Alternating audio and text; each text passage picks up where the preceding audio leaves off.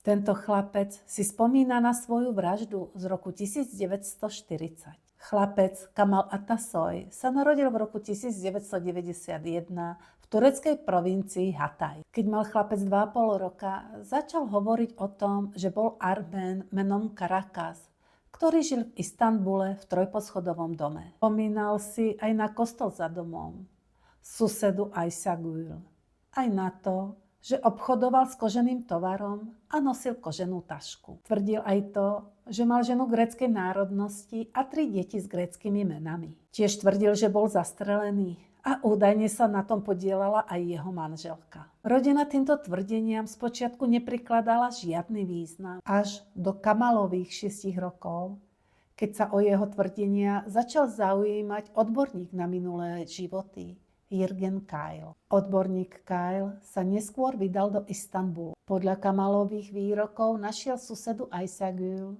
aj trojposchodový dom, ktorý presne zodpovedal Kamalovým opisom. Miestny historik potvrdil, že v dome kedysi žil Armén menom Karakas a obchodoval s koženým tovarom. Nosil veľkú koženú tašku a mal ženu z gréckej rodiny. Tiež sa hovorilo, že zomrel v roku 1940 alebo 1941 a že jeho manželka mohla mať niečo spoločné s jeho smrťou. Chceš spoznať svoj minulý život?